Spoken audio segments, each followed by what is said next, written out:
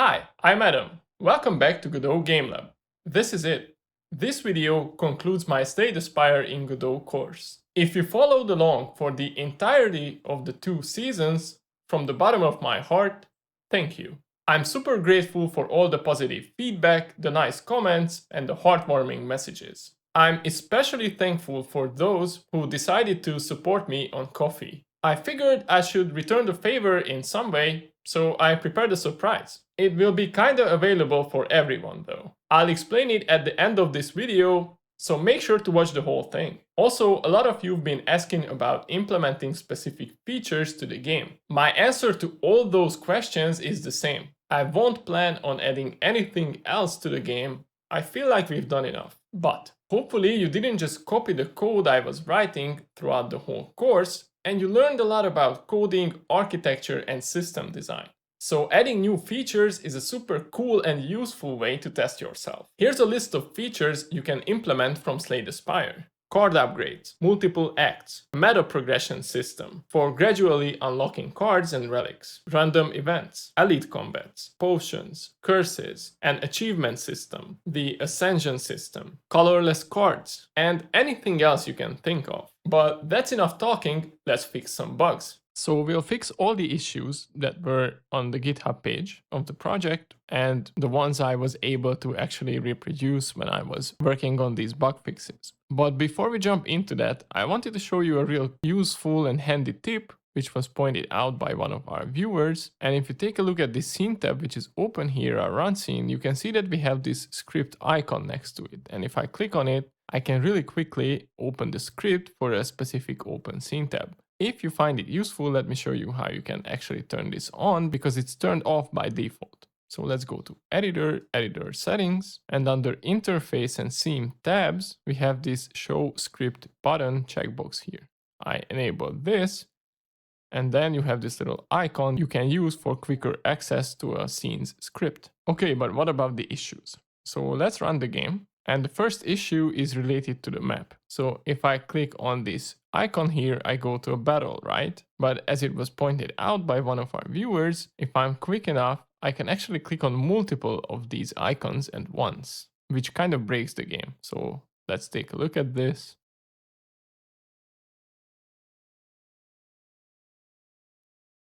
Did you see that? I instantly won the battle somehow, and I was able to highlight 2 map rooms at once. This is definitely not something we want. So what causes this and how we can fix this?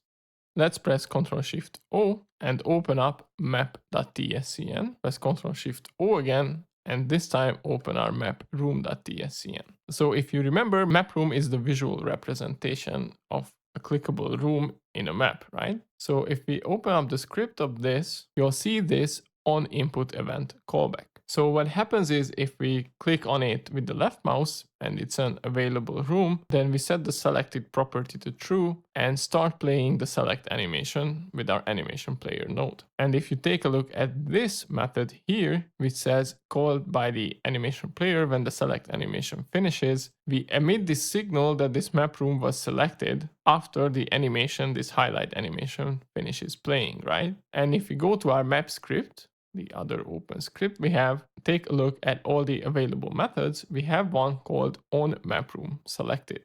So let's click on this one. And so when a map room is selected, what we do is we disable all the other rooms in the same row and then set a bunch of different stuff. And then we emit this map exited signal, which is perfectly fine except for one thing. It's good that we disable all the other rooms on the same row with this piece of code, but can you guess what the problem is? So what causes the issue is we only do this after the animation finishes playing. And since that animation is quite long, if I'm quick enough, I can just spam click on a bunch of different rooms on the same level and get this unexpected behavior. So how we can go about solving this? I think probably the easiest way to do this is to go back to the map room first, and if we scroll all the way up, we only emit one kind of signal when the room is selected, and we know that this is at the end of the animation. So how about we create another signal called clicked, and we can emit this signal as soon as the player clicks on the room before the animation finishes playing. So if we go back to our onInput event callback, what we can do is we can say click.emit and pass the room as a parameter, just like we do with the selected signal. We can save this script because that's all we need to do. Notice that this happens even before starting to play the select animation for that map room, right? The only thing that's left to do is to actually connect to that clicked signal and make sure that we disable all the other rooms on the same level immediately after clicking on the room. So let's go back to the map script. And there are two things we need to do here. First of all, we have to connect to that new clicked signal we just created and emitted inside map room. So where do we spawn our new rooms? Where do we create them? Well, we do have a method called spawn room. And if we click on this, you'll see that exactly here, we connect to that map room selected signal with that callback method we just observed. So we can do something like map room click.connect on map room clicked. We get an error message because we are yet to implement this method, but that's perfectly fine. We'll do that in just a second. So with this new piece of code here, we can create a new callback method at the bottom of our script or class. So if we click on map room selected, we can just sort of do another one, which will be called on map room clicked. What do we want to do immediately after we click on a map room? Well, we want to disable everything else, right? So a neat little trick you can do is you can select all these pieces of code here and just start clicking and dragging with the left mouse button and move this up to this next method here. And we can delete that empty line because we no longer need it. And we sort of separated those concerns, right? Because emitting the map exited signal is perfectly fine the way it is. I only want to load into a battle after the animation finishes, right? It's just this disabling of all the other rooms on the same floor is what I want to do immediately when I click on one. So that's why we created this new signal and separated those two things. So in theory, that's all we need to do here. Let's save this with Control S. And if we run the game again, this issue should be gone. So let's see, I tried to click on those real fast. So no matter how many times I click, even in a new map, I can no longer enter multiple battles at once. I can only enter one and select one from the map. So that's issue one fixed. So this next issue is related to campfires. You can see that I've lost quite a bit of HP in these combats. So I have 10 HP, and if I go into a campfire, I can click on this and get back some of my HP which I lost, right? Well, yes, but if I'm fast enough, I can actually spam this button while the fade out animation plays, so I can heal myself to full HP if I start spamming this button. Did you see that? Well, that's an unwanted behavior as well, right? So when I click on this button, I would want to disable it to make sure that we can prevent spam clicking on it while the fade out animation plays. So that's what we'll do next. So let's press Ctrl-Shift-O and search for campfire.tscn.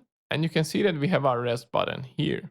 And if we want to interact with it inside the script, we want to disable it, we should right click on it and access it as a scene unique name to make sure that it's easy to add as an already variable reference. Now we can click on the script icon and open up our campfire script. And as a neat little trick, we can start dragging over our rest button and press and hold Control while we are releasing it, to make sure that it adds an already variable reference and we don't have to type anything. Now that we have this, the only thing we need to do is when we press this button, we can just say rest button.disabled equals true. And this will make sure that it becomes disabled the first time we click on it, preventing the player from spamming it while the fade out animation plays. So let's save this with Control S and that should do it. Let's run the game and test this.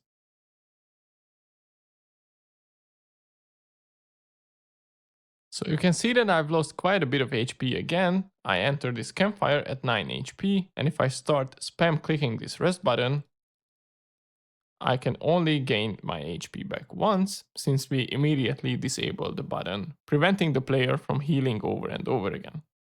Awesome. The next issue is a bit of a weird one, but fortunately for us, an easy fix as well. So let's run the game again and I'll show you what's wrong with it. So if we go into a battle, there's a strange little thing we can do. So if I press and hold the right click while I'm over at a card, so I press and hold right click now, still holding right click, I move my mouse away from the card. And now if I press and hold left mouse button as well, I can start dragging the card, you see, even though the cursor is not inside the card anymore, right? This is quite weird and unexpected. It's hard to reproduce and like a very niche bug, but it's a bug nonetheless. So it's very easy to reproduce. You can do this as many times you want. So it works on all of the cards. So if I right click, hold it, move away, left click, start to drag it, you'll see this might be, I mean, fixing this, it might be okay for your game. I don't know what you want. If you don't want this behavior and you think it's inconsistent or something like that, I'll show you how we can fix this. It's pretty easy fix, but I guess it depends on your game, whether you think that this interaction is okay or not. For this example, we'll fix this real quick, okay? So where does this happen? It has to be somewhere around the card UIs, right? Because that's where we handle all the logic connected to dragging the cards, moving them, and switching between the different states. So let's press Ctrl-Alt-O and search for card state. And if you remember, I know it was quite a long time ago, but we have our different states. We have the card state, which is the base class, and then we have the base state, the aiming state, the click state, the dragging state, right? So how does this happen that we sort of click on a card and we start dragging and moving it around? Well, it happens in the base state, right? Because that's where we transition to the dragging state from. So let's start at the base state script and see if we can fix it right here. Okay, so here what happens is we have our GUI input event callback, and if the event which happens is the left mouse button pressed, we change the pivot offset and we request a transition to this clicked state. Okay, what happens in the click state? Let's press Ctrl-Alt-O and search for clicked state. In click state, we don't really do anything major. What's important is when we pick up any input event mouse motion, we immediately go to the dragging state instead. So basically, if we register a left mouse button, then we immediately transition into clicked, and from there we immediately transition into dragging. Okay, but then how does this like trigger at all? Because this is for left mouse event, right? And it's inside on GUI input. So in theory, this should only happen when this left mouse button action happens over our card UI. See, the problem is when we press and hold the right mouse button click and we don't release it, it still registers that left mouse click event, right?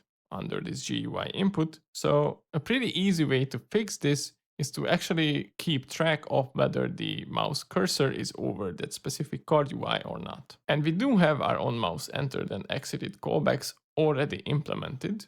So it's a pretty easy fix. What we do is we scroll all the way up and create a new member variable, which we'll call mouse over card or something like that. And then we can scroll all the way down to our mouse entered and mouse exited callbacks and say that when the mouse entered this specific card UI, we set this mouse over card to true, but when the mouse is exited from it, we set it to false. And with these lines of code, we have access to that information, whether the mouse is currently over the card or not. And then we just need to sort of expand on this if statement and say that we only go into the click state if the mouse is currently over the card and we pressed the left mouse button action, like this.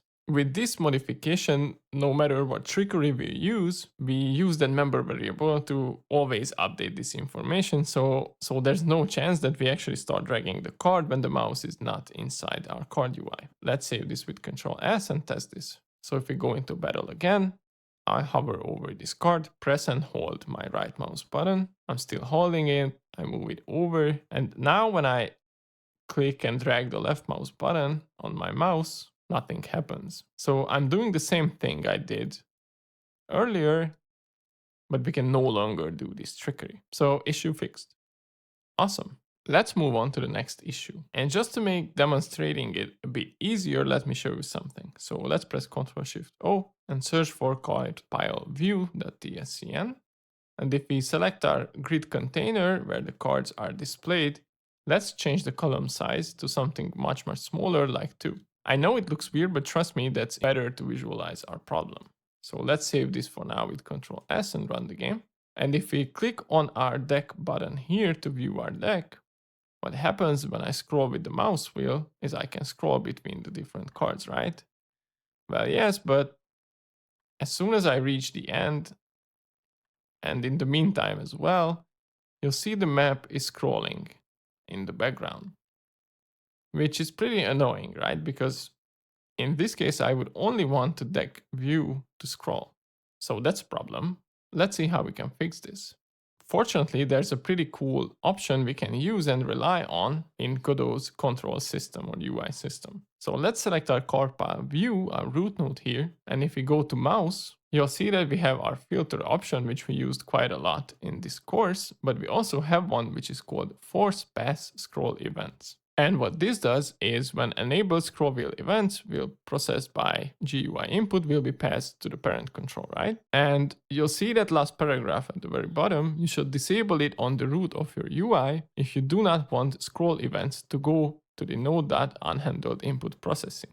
Awesome. So we can just disable this, right? And that scroll event will not be further propagated. So no other UI nodes can pick it up. Cool. So let's save this with Control S and run the game again. If we select our deck view again, I keep scrolling and it's not really working though, is it?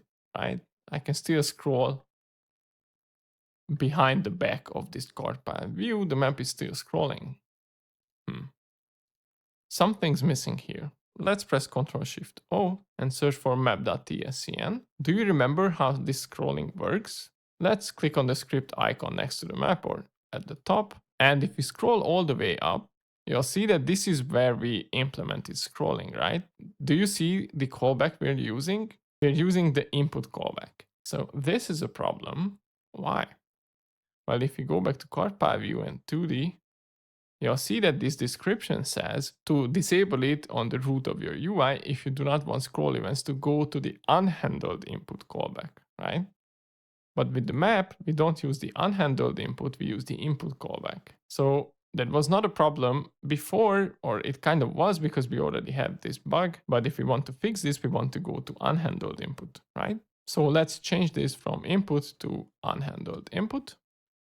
And now if we save this and run the game again, now the option should work. So if I go into my deck view again, I keep scrolling and nothing happens in the background, right? Even if I keep scrolling after reaching either of those ends of the scroll container, it's not passed. So the unhandled input cannot pick up the scroll event. Awesome.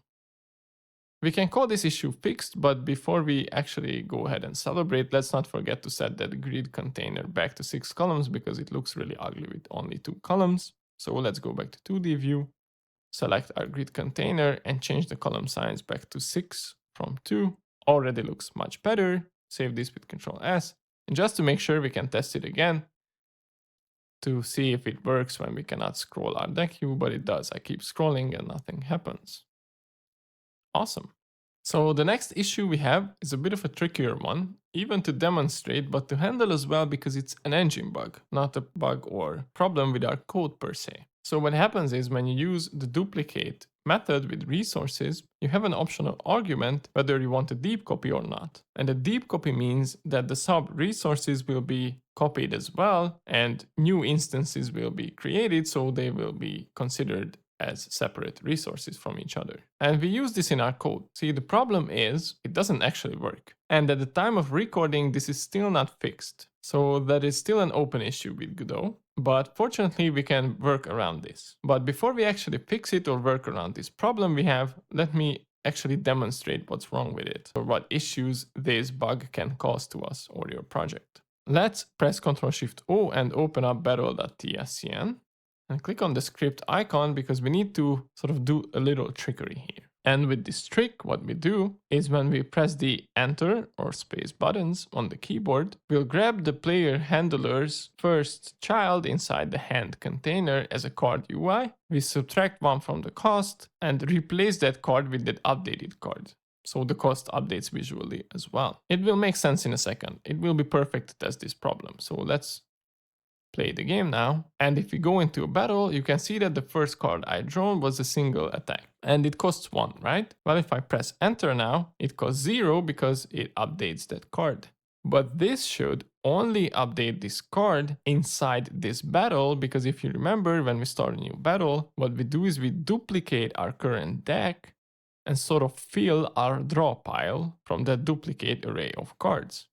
So changing this to 0 for whatever reason should not affect whatever cards we have in our deck, right? Because we duplicate it. But if I do click on my deck here, you can see that actually all of those attack cards got updated to 0. And this is not at all what we want, because if you want to have mechanics in your game which temporarily, just inside a battle, somehow modify your cards, like this one, you can easily imagine if you drink a potion or you have a relic, then one of your cards randomly costs 0, for example, right? Or if you think about Snackaway in Slay the Spire, it randomizes the cost of your cards. Well, yes, but that's only true for the battle. And in theory, that's how our code should work, because we create a deep copy of new array of cards for the draw pile from the player's current deck. But you can see that this is not the case.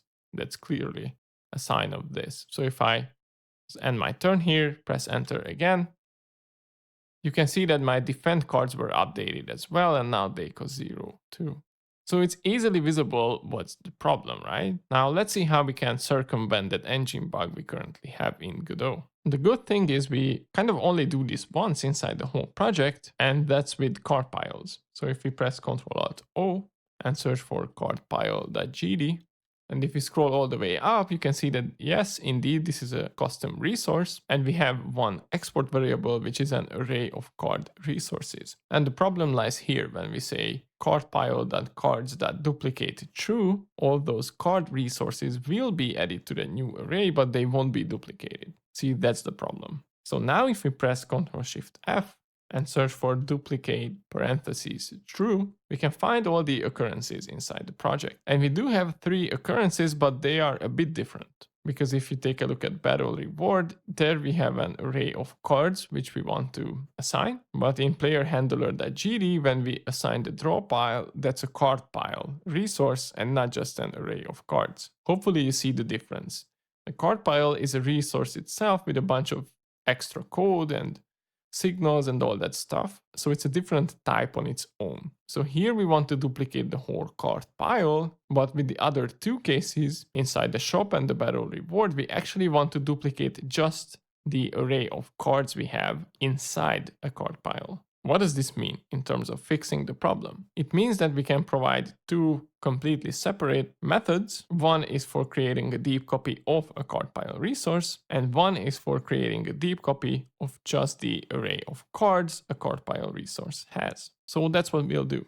Let's close the search results panel for now. And if we scroll down before the toString method, we can do something like this. So here I included a comment as well to make sure or to indicate that we do need this method because we have this open issue with the engine right now. Otherwise we wouldn't need it. So this duplicate cards method returns an array of card resources. So this won't duplicate the whole card pile resource, just a part of it, right? Just that array of cards it currently has. So what we do is we create a new array of cards, which is empty by default. Then we iterate through all the card resources which are inside this card pile's current cards member variable, and then we append a duplicate of those cards to the new array and return the new array. The other method will be called custom duplicate or something like that. You can call it whatever you like. And this returns a card pile resource instead. So what we do is we create a new card pile resource from code, assign it to a variable, and set its cards property to this new array of cards, where we can just call this method we provided up there earlier, right? Because we want to create like a separate version, a separate array of cards, which is considered to be a totally different one. And when we set that property, then we can return the new card pile from the method. Now it's just a question of using these new methods in the right places. So if we bring our search results back up and click on the battle reward where we first want to replace this, you'll see that this assignment requires an array of cards. So in this case, it means that we have this draftable cards resource under character stats, and this is a card pile. So on this card pile resource, we can call our duplicate cards method, which will return an array of cards. Because here we don't need the whole card pile, we just need a deep copy of that array of cards. However, inside the player handler, for the draw pile, we know that the draw pile is a card pile, right? So here we don't want to just use this array of cards,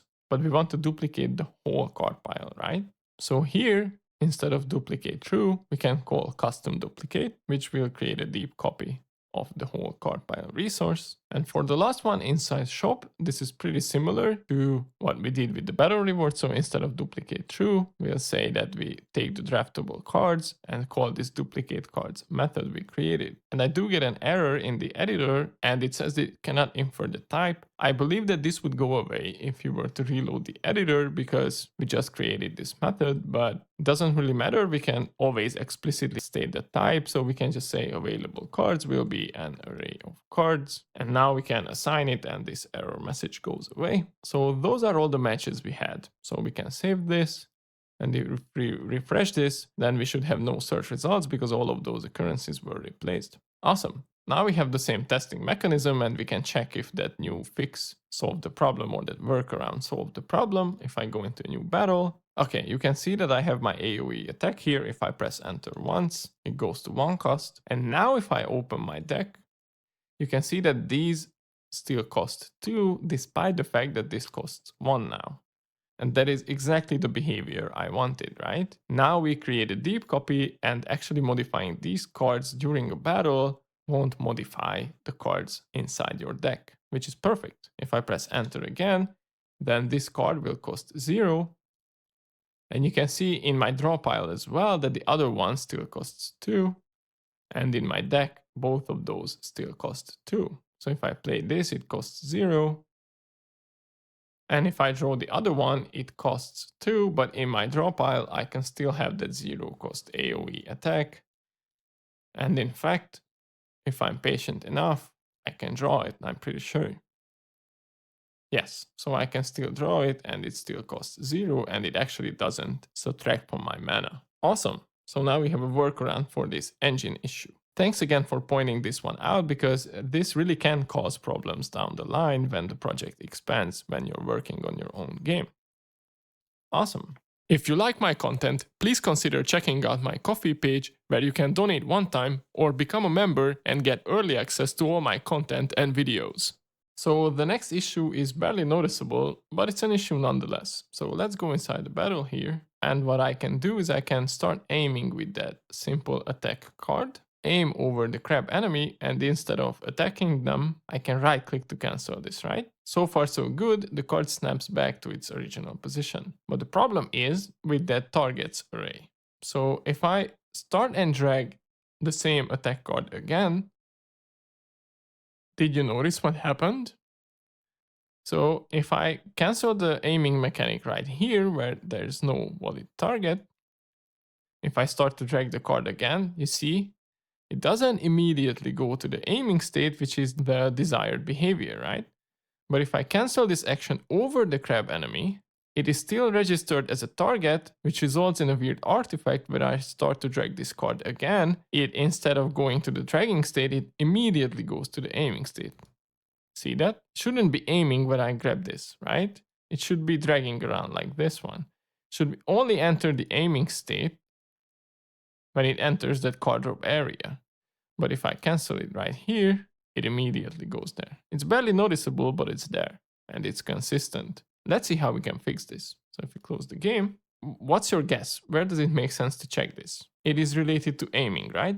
So it's probably a good idea to check it inside our aiming state class. So let's press Ctrl+Alt-O and search for aiming state at GD. And here what happens is when we enter this state, we clear the current targets of the card UI, right? Which is fine because when we start aiming, we want the targets array to be empty to make sure that we only add something to it when we hover over an enemy. See, the problem is we don't actually clear that array when we hover over an enemy and cancel the aiming state right there. So if we scroll down to on input, where we handle input events, we have this part of the code, right? Which are all related to canceling the aiming process. And what we do when we cancel the aiming process, we go back to the base state, right? And it pretty much needs to stay the same with the exception of actually clearing that targets array before we transition back into the base state. This way we can make sure that the card UI targets array is always empty when an aiming process is canceled. So if we save this with Ctrl+S, and run the game again, go into a battle, see we have this simple attack card, I hover over the bad enemy and right click to cancel this, and in theory this should empty that target's array, so when I start dragging this attack card again, it should no longer immediately jump into aiming state, but rather we start in the dragging state again. But if I move it over the card drop area, then I go into the aiming state. So we no longer have this weird artifact. Awesome.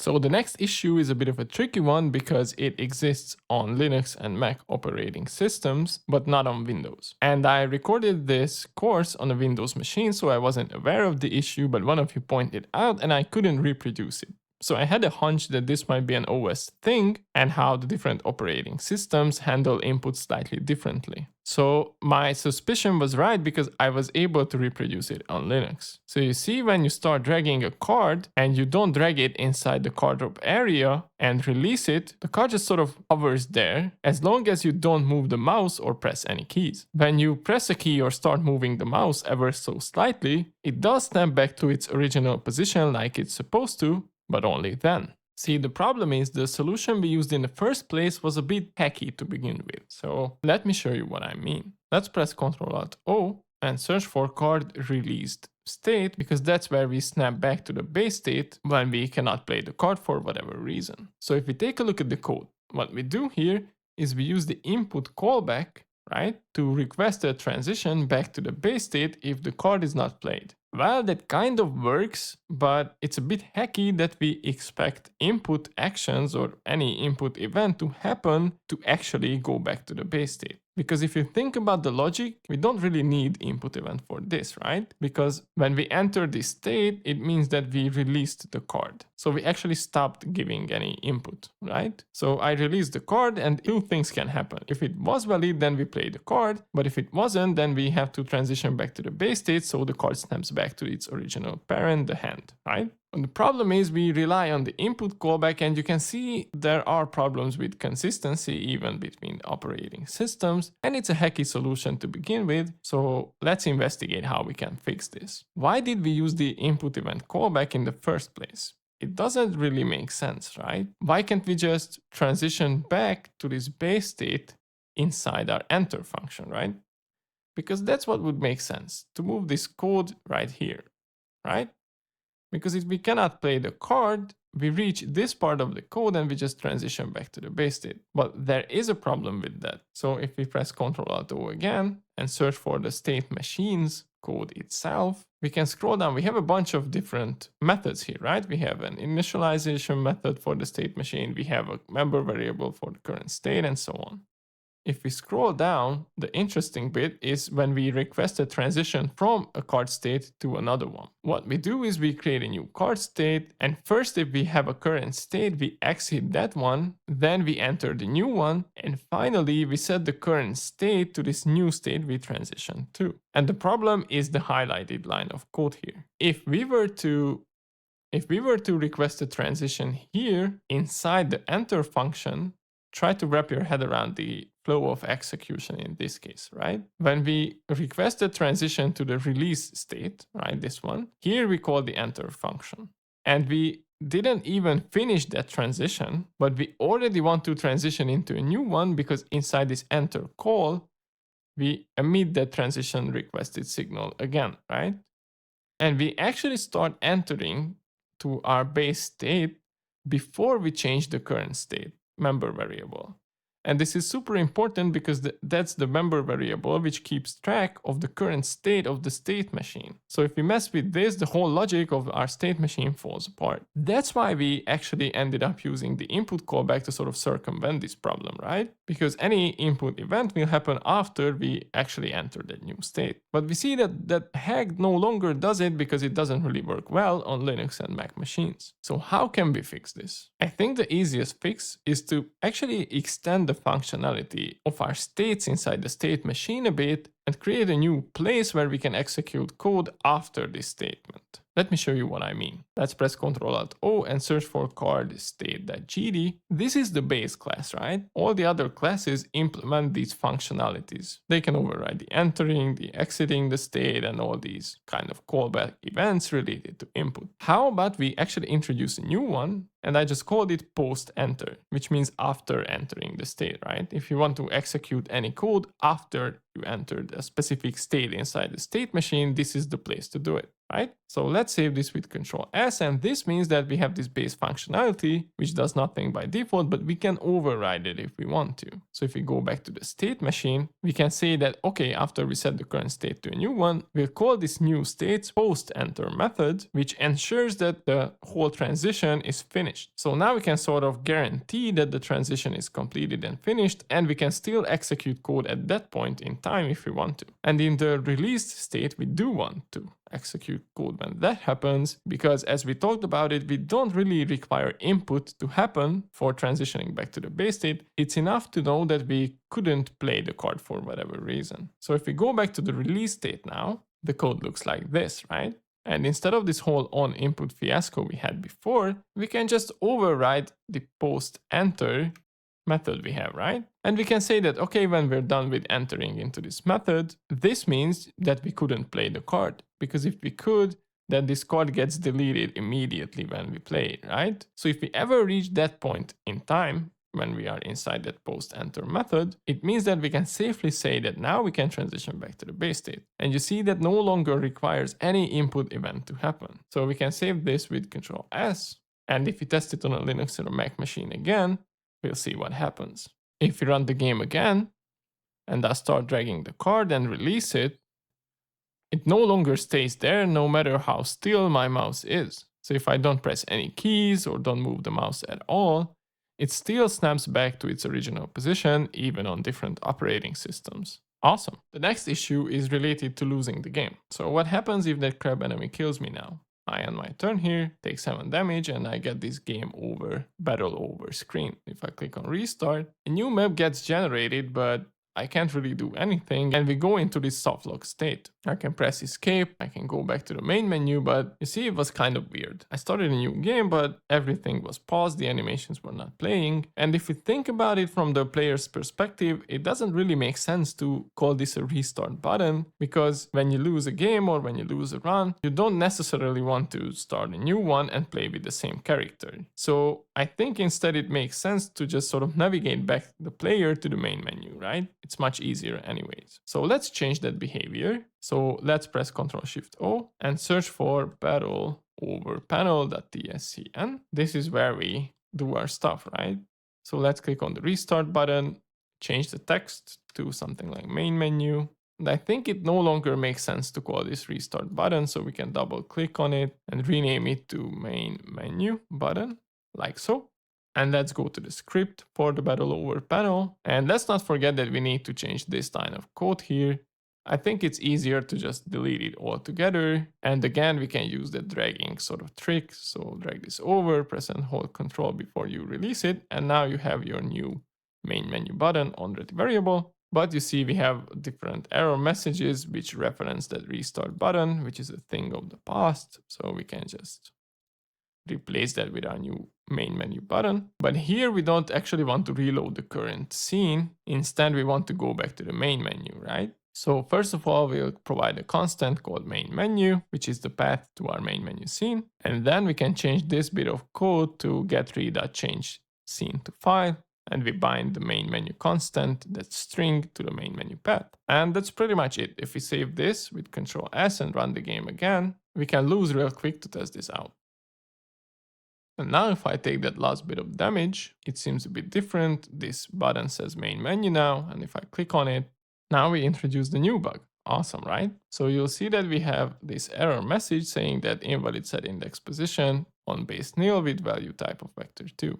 So what happens here? Well, this shaker class, which applies that shake animation, is an auto load, right? It's a global script which exists throughout the whole running of our program. And the problem is when that tween animation finishes, we wanted to put that thing back to its original position, but because we wanted to load back the main menu, all those instances, the player in this case who was taking the damage was deleted with Q free, right? So that's why this line of code returns an error here, but what we can do about it is just sort of modify this function a bit, and we can just say inside this function something like if thing. So we check if that thing exists, right? If it does exist, then we can snap it back to its original position. And if we save this script and test it again and lose the game, we no longer should get this error message. Click on main menu. Okay, now we can go back to the main menu and everything works fine. Awesome, issue fixed. The next issue is related to relics. So we have an error when we go inside the treasure room and we want to pick a random relic, but we already possess all of the relics. I was a bit hesitant about fixing this because realistically speaking, you should have way more relics inside your game than you can obtain, right? And in this case, there's no possibility of actually unlocking all the relics. But if you're a perfectionist or you care about this and sort of want to create a more complete solution, because if in the future, for whatever reason, you can obtain all the relics, then your game breaks, right? So it's an issue, even though it's not like the most important one, why not fix it, right? So to test this and show you the issue, the easiest way to do this is to go to the script tab, press Ctrl-Alt-O and search for runstats.gd, and we can bump up the starting goal to something like 7,000, which makes it really possible to obtain all the relics, right? And if we run the game, we have a shop here, which is perfect. We just have to win one fight. And if we go inside the shop, we can buy out the whole thing. We do have 4 out of the 5 relics, and we'll get another shop before the treasure room. Okay, so we hit another shop, we buy the last relic which is available, leave the shop, do one more fight. And you see I have all the relics which we made available inside the game, and if I click on the treasure room, we get a crash. And the problem is, when we generate a relic, we use this RNG class array pick random method, and we try to reference an element of the array, but that array is empty, right? So this is why we get a runtime error message. Let's see how we can fix this real quick. Here it's really simple. What we can do is we can check if the array we want to pick from is empty.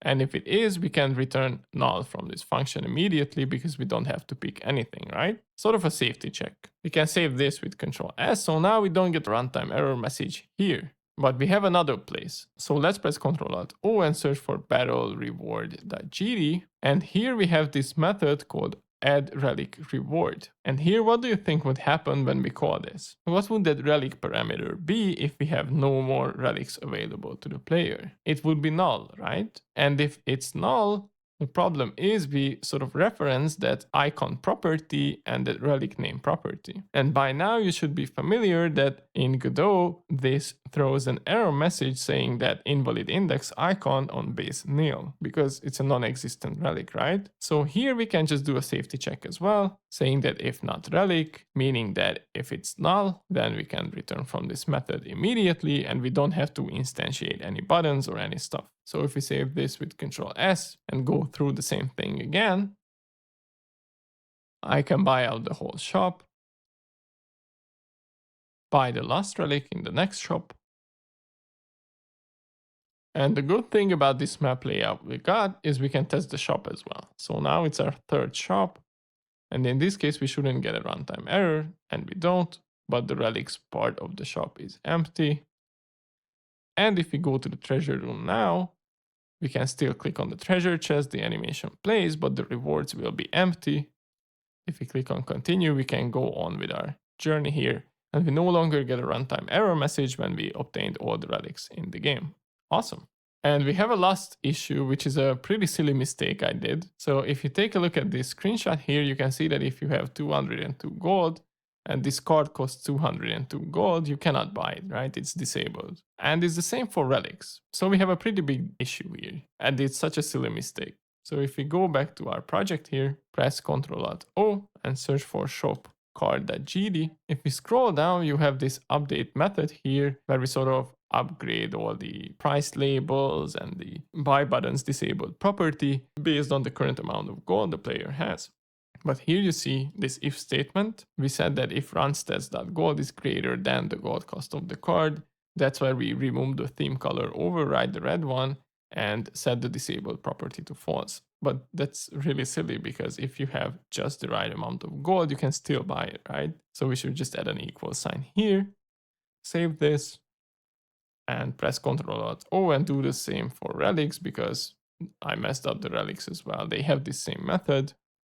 And here we need an equal sign too. Pretty straightforward, right? It's such a big oversight from my end, but again, thanks for pointing it out. And before we wrap this whole thing up, let's not forget to press Ctrl-Alt-O and search for runsteads.gd, because when we fixed the previous issue, I bumped this starting gold up to 7,000, which is a bit too much. Let's change this back to 70 for now and save this with Ctrl-S. And that's pretty much it. We fixed all the issues which I was able to reproduce or which I could validate, and that wraps up the whole series. Again, a warm thank you for all of you who followed this whole series along. I'm super grateful. I really hope you learned a ton, and I guess I'll see you in the next series. But before we wrap up this video, I mentioned a surprise at the beginning. So as a thank you gift for my coffee supporters, I decided to make an extra video adding new content to the game, namely 3 new relics, 3 new cards, and 2 question mark rooms. If you donated even once, the video will be available on my coffee page. That said, I wanted to make the content available to anyone else who's interested. That means that the source code is available for everyone on GitHub, and I also created a text-based tutorial version you can use to follow along if you're interested.